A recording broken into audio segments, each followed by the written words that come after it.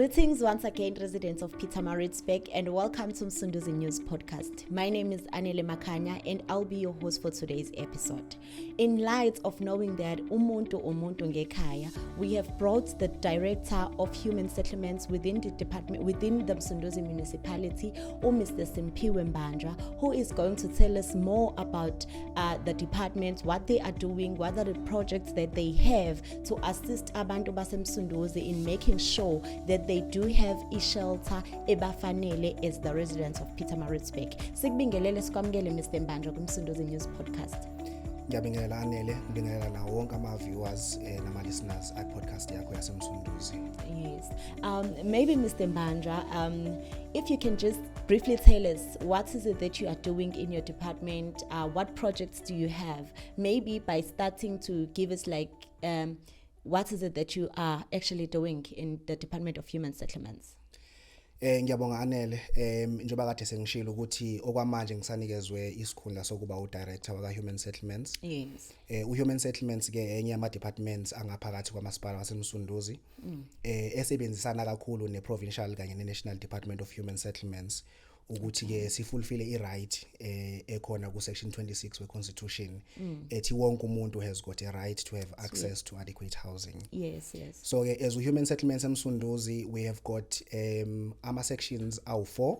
Okay. Anama managers angaphansi kwa director and I directorship le elidwa yimina okwamanje. Okay. Sine section edila kanye no planning ekuyiyona esithatha nje ekuqaleni la singakabikhana ne project iyise kwi council sithole approval bese siqala wonke ama studies afanele ukuthi siwenze ngokomthetho wa South Africa uma ngabe sizoba ne project uqinisekisa ukuthi leyo project leyo izokwazi ukuthi ibe sustainable. Okay. So ke bayithatha lapho baze bayoyibeka la sine township register khona bese beyidlulisa bayidlulisele kwelandelayo esiyibiza ngo implementation.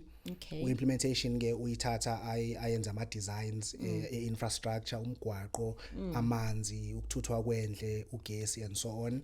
Yeah. Uma ngabe silapho ke bese beqedile then kuqalwe iconstruction. Isakhona ka implementation kusiqalwe iconstruction yamanzi kagesi yemgwaqo nabo konke okunye ingqala sisinda ekudingakalayo ukuthi ke sibe no sustainable human settlements. Okay. From there uma ngabe sezakhiwe izindlu bese kuba khona ke iprocess yokuthi zihandover lezo zindlu bese kwenziwa nama transfers kuphuma ama title ukuze abantu bakwazi ukuthola ubunikazi ophelele balezo zindlu esisuke sizakha njenga no human settlements. Kune section ke esiyibiza ngo liaison and informal settlements. Leyo section leyo isuke involved kona wonke ama processes kusuke ekuqaleni kuze kuyofika egcineni. Ngicathi sonke siyazi ukuthi uma ngabe sakha izindlu siletha nenqala sinda asenzela ama robot. Yeah. Yes. And abantu ba complex.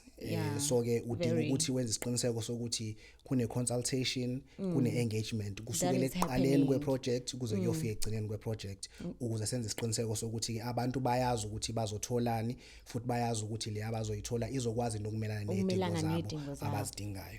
Yeah, sibonge kakhulu Mr. Mbanjwa for giving us that interesting brief. Maybe ukubuyela kuyinto yokuthi like you do consultations before you even build houses for the people. We have an area in the city which is actually within the city, an area of KwaJika Joe.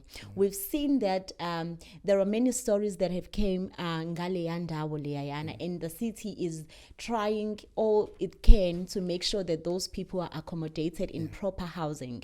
And we've seen that the municipality has built the flats to accommodate those people. Maybe if you can take us through that process, how is it? Are people happy that they now have the better units which they are going to be moved to it? And we've also noted the demolitions that have been happening done by your department. If you can briefly tell us about that. Okay.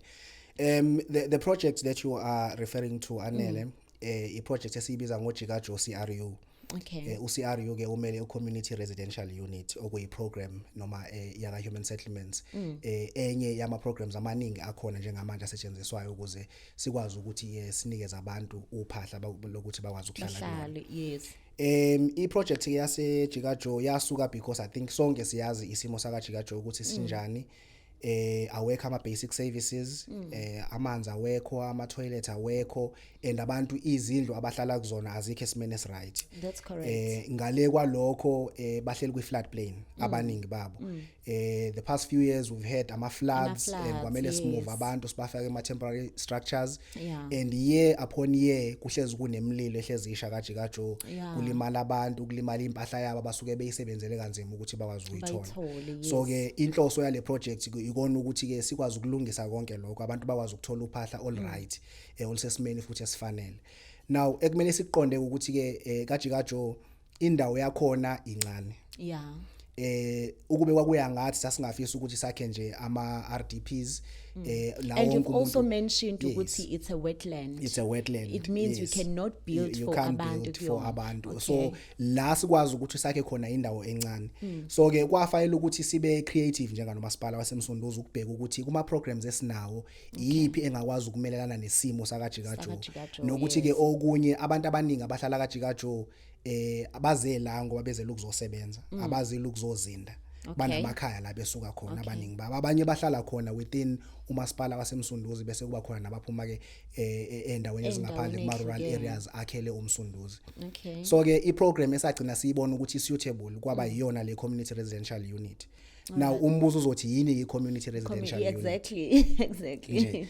I-community residential unit i-program yaka human settlements ekwazi ukusiza abantu ukuthi bakwazi ukuthola indawo yokuhlala esezingeni eliphakeme elingcono, kodwa ke la bengeza ukuthi ke ba own lezo zindlu lezo but bazokwazi ukuthi barente and barenta ngemali ephansi ngalendlela.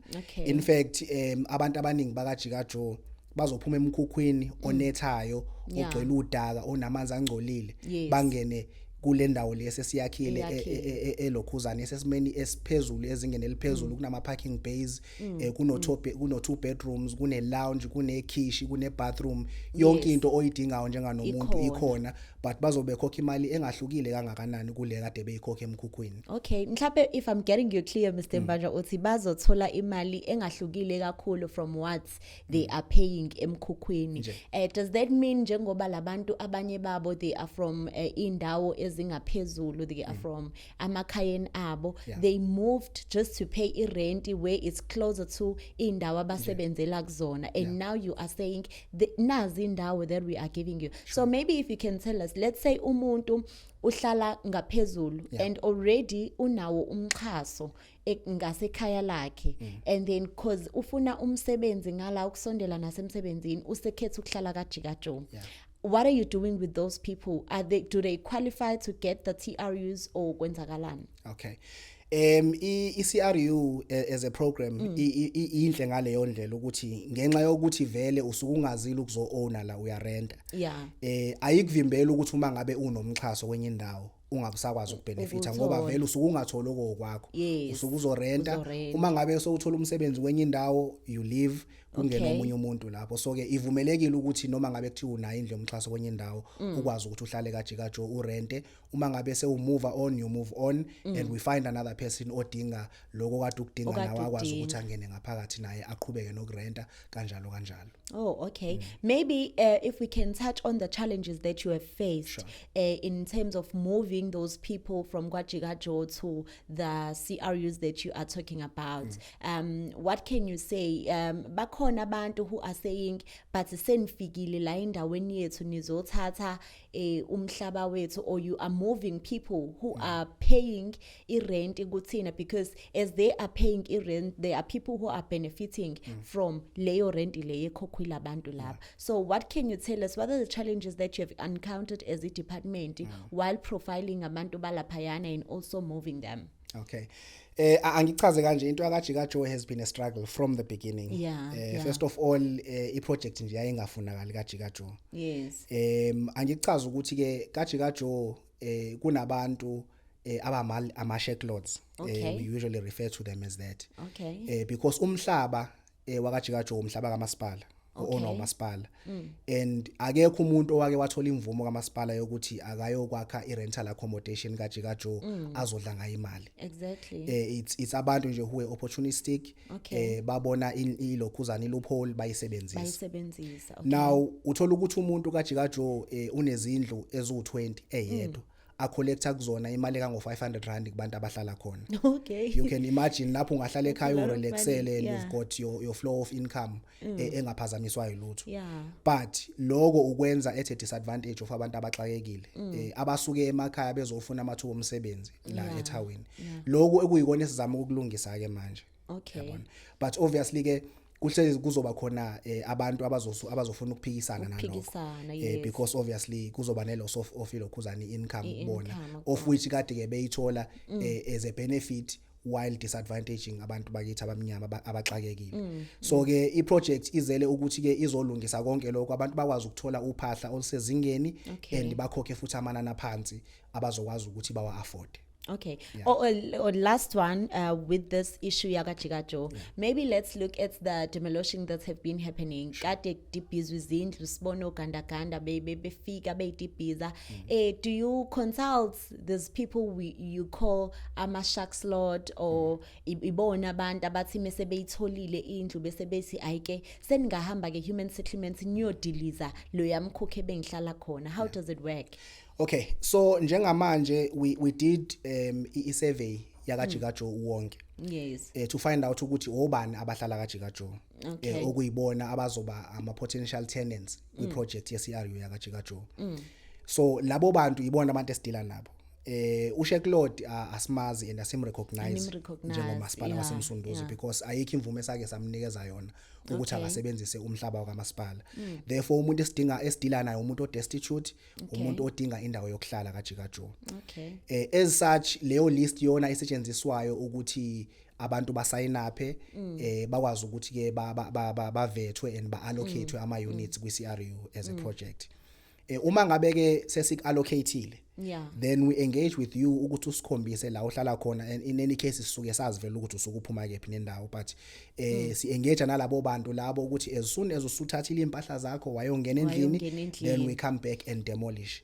Inhloso yethu as uMasipala waseMsunduzi ukuthi sikwazi ukuyicleana yonke into KwaJika Joe kube nabantu KwaJika Joe abahlala kuma CRUs and angikusho ukuthi in addition to that laba abangakwazi ukuthi ba qualify futhi abangenayo appetite yokuthi bahlale KwaJika Joe abafuna uku-owner, there is a project ehlelelwe ukuthi bakwazi ukuthi ba relocate from KwaJika Joe bayongena endlini lapho. But okwamanje we've got ama temporary camps esibagudluzayo uma ngabe ukuthi aba qualify sibafake kuona which now are at a very better state than la abantu behlala khona. So it's either uyongena kuma CRU kwi project or uyongena kuma temporary camps and uma ngabe isisela indlu yakho empty ingenamuntu and you are made aware ukuthi sizodemolish and then we go and demolish so that sizokwazi ukuyicleana up indawo nokuthi ke okunye iproject KwaJika Joe all together enezindlu ezingaphezulu kwa1100. Okay. So ke njengamanje sesakhe izindlu ezu404 okuyiphase yokuqala yeproject and le enye indawo esiyidingayo ila abantu behleli khona. So inhloso kwakuyikona vele ukuthi uma sesakhile siba move from there si demolish so that sizo clearisha up for the next phase of the project. So that's what we are busy with here nje ezomasipala waseMsunduzi. Oh okay, impela intuthuko siyibona ngamehlo lapha ka human settlements. Maybe Mr. Mbanjwa, moving to ama future projects that you have as a department. I know ukuthi there are a lot of people who needs accommodation, abantu bayakhula emndenini. There is a lot that is currently happening. So maybe if you can tell us on the future project that you have, maybe your register on the national housing projects, all of that. Can you brief us on that? All right. I'll do just a highlight on especially our key projects way to IRDP meaning Integrated Development Program. La sisuke khona sibheka wonke ama income brackets kwi project eyodwa na wonke ama programs aka human settlements ukuze sikwazi ukintegrate sihlanganise abantu abaqhamuka kuma backgrounds ahlukene ndawonye futhi endaweni ezingekho kude kakhulu nedolobha kanye namathuba emsebenzi namathuba nje ukuba nempilo engcono. Sine project ewu Signal Hill ela ka 26 mawuphuma nje la eThawini engathi ubheka ngase Sweetwater Seduze kakhulu iseduzane nedolobha. ngale ndlela abantu they Yes, can yes. walk to town uma ngabe beyofuna amathuba omsebenzi. Leyo project sibheke ukuthi sibe nezindlu noma ama opportunities aka housing angaphezulu kuka 3000. Okay. Lapho sizoba ne section ezobibhekelele nje ukuthi ithole abantu ibhekelela abantu aba low income la so besaka khona ama RDP houses bese kuba khona isection la sizobhekelela khona yona i social housing esuke ke yenziwa i social housing institution la abantu besuke berenta khona njenga no Signal Hill o Acacia Park kanjalo kanjalo. Bese kuba ne section la abantu bezokwazi ukuthi bathenge khona ama sites bazakhele izindlu zabo zikanokusho ibefisa kanjalo o kuba khona iprogram ya human settlements esiyibiza ngefinance linked subsidy la ukwazi ukuthi khona uthole ibond bese uhulumeni akuthe ngofahla ukuze ukwazi ukwakha indlu esezingeni eliphakeme. So ke leyo isuke ihamba iziyofika kubantu abahola ngaphezulu o abahola u22,000 rands because ama programs ethu aka human settlements njengamanje ahamba azayofika ku 22,000 rand ukucover ne gap market because previously leyo market leyo yayikade ingakhaterishiwe mawuthi uye bank uyofuna ibond kuthiwa no uhola kancane uthi uza ngapho uzofuna usizo la kahulumeni kuthiwa hayi usuhola kakhulu and then uthola uphakathi nendawo ungazi ukuthi ushona ngala. So uhulumeni has catered for that now. Uma uhamba uzuyofika ku 22,000 rand you still get ilekhuzane isubsidy for human settlements egcwalisela kwi bond yakho and then uyakwazi ukuthi uthole indlu esezingeni elifanele. So leyo program izokwazi ukuthi wa captureishe wonke. Over and above that kukhona enye sisebenzayo ekuthiwa iseThembeni. Nayo we looking at about 3,000 very similar to Signal Hill again nakhona kuzoba nama programs ahlukene azokwazi ukuthi akhetharishe for ama income brackets ahlukene. Kukhona i South East sector ese Glenwood ka 38 nayo very similar we projecting u3000 nakhona for ama income brackets ahlukene kaningi kanye nama programs aka human settlements. However ke something that is very important that we are busy with njengamanje is called National Housing Needs Register kafushane sithi NHNR. iNHNR ke iyona ezokwazi ukuthi silekelele kona wonke umsebenzi esiwezayo njengo human settlements. Le i-database ehlele kwi-National Department of Human Settlements by administrator khona yonke into izobihamba iyohlala kwi-database ekhona. So ke bonke abantu within i-jurisdiction yamasipala waseMsunduzi abadinga izindlu kusukela kumuntu ongaholi lutho kuze kuyofika kumuntu ohola u22,000 rand onesidingo sendlu ofisa ukuthi uhulumeni ukwazi ukumlekelela bazothola ithuba lokuthi bazoregister ama needs wabo so that sizoba ne database esaziyo ukuthi uma ngabe sizokwakha iSignal Hill sithi eSignal Hill sizoba ne section edila no social housing bangaki kahle eMsunduzi abantu abadinga social housing we can go to the system check ukuthi abantu abakwi income bracket engaka kuya la bangaki and then we know ukuthi ke we are planning for the existing and actual need on the ground esidingayo. So ke iyona iprogram esibhizi ngayo ke njengamanje la wonke umuntu ezokwazi ukuzoregister inid kodwa ke okubalekile abantu ekumele bakwazi ukuthi nge-National Housing Needs Register usunga apply indlu usuku sa register inid yakho khona sizokwazi ukuplana sibudget accordingly as soon as sezikhona izindlu noma iproject only at that point you are called ukuthi uzo apply kusu applyela indlu uyathola indlu. Okay Mr. Mbanjwa, I can hear in terms of implementation for the two projects that you've just mentioned there is one which talks about izindlu ezokwakhiwa go Signal Hill and where and there is also this one of a database. So if mina ezo anele I come to say okay I want indlu a Signal Hill but then I have not yet registered with database that you are currently talking about. Mhlawumbe in terms of the implementation of the two projects iyiphi ezoqala and how far are the plannings and all for implementing those projects? Okay, so with National Housing Needs Register we've just got an approval from council last week ukuthi sikwazi ukuyiqala ke manje iprogram. We've got an implementing agent that has been appointed by department in fact uappointwe manje njengo August.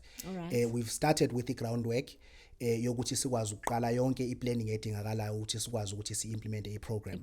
So ke we are at the stage njengamanje where we can start implementing. There's a pilot project esiplan ukuthi siqale ngayo in 2 zones oku zone 2 kanye no zone 5 ngapha ngase northern areas. And then that is only going to take a month. Thereafter we extend a program throughout umasipala wase Msunduzi. So ke iplan ukuthi next week si launch i project officially, sibize media, send out all the communication ukuze abantu bazi ukuthi i program imayelana nani and izoqala kanjani. And then thereafter within a week or so we'll be ready to hit the ground running. And iplan yethu ukuthi lama RDP projects ebengikhuluma ngawo athi efika because vele awakafiki kwi stage la sesiqala khona ukubhalisa abantu. Afike abantu sesikwazi ukuba register kwi National Housing Needs Register because in National Housing Needs Register at the end of it all is what you use to allocate.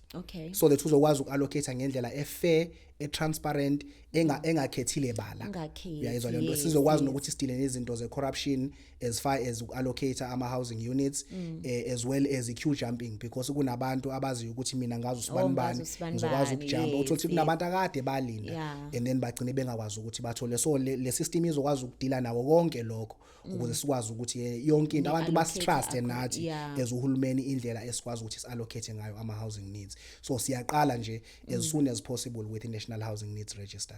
Oh, okay, that's perfect. And yayizwela ke balaleli baseMgungundlovu, there are projects that are currently going to be taking place in Msunduzi Municipality from the Department of Human Settlements. Maybe Mr. Mbanjwa, if you can tell us on your last note, what information you want to give out to the public or what assurance you want to give as to saying we are here as the department, we are here to assist you, we are here to make sure that you have the proper housing.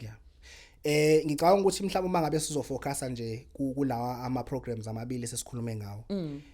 For KwaJika Joe as a government we are committed to deal with into informality KwaJika Joe. Abantu bakwazi ukuthola izindlu ezisezingeni elifanele. Njengamanje we've got, if ngingaphosisi about 250 kuya ku 300 of our units that have been allocated KwaJika Joe, and there's an appetite. We over 1,000 of abantu who have come forward and said, hey, we need these houses KwaJika Joe. Kodwa ke okwamanje sisafocuse kubantu ababahlali KwaJika Joe, abantu abama South African citizens or legal residents of the country yethu South Africa. But abahlala KwaJika Joe, angisho lokho, we've had ama talks ukuthi kunabantu who are going around promising abantu izindlu KwaJika Joe. If ungahlali KwaJika Joe, you are not going to get indlu njengamanje. However, the project is only at the beginning. Sisano 404 units. We are going all the way to 1,100. And we know ukuthi i-appetite ayizukwazi ukuthi igcwalise wonke ama units from KwaJika Joe. At that point then we'll open it to ezinye indawo ezakhele umasipala waseMsunduzi. But okwamanje sisafocus nje kubantu bakaJika Joe ukuze sikwazi ukclearisha into yakaJika Joe, bonke abantu bahlale ezingeni elifanelekile. So please siyacela ukuthi abantu bangadeceive abantu babakhokhise imali bebathembisa ukuthi bazobatholela izindlu KwaJika Joe, because that is not going to happen.